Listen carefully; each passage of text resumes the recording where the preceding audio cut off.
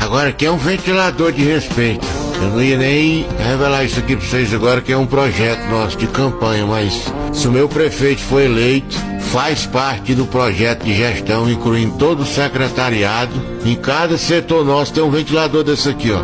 Mode ar muriçoca, preço cervejo e também mode o calor. Então eu não ia nem comentar agora, porque foi o pedido da estratégica de campanha pra gente só revelar isso aí na reta final, que pode até ser copiado por algum adversário sem vergonha, né?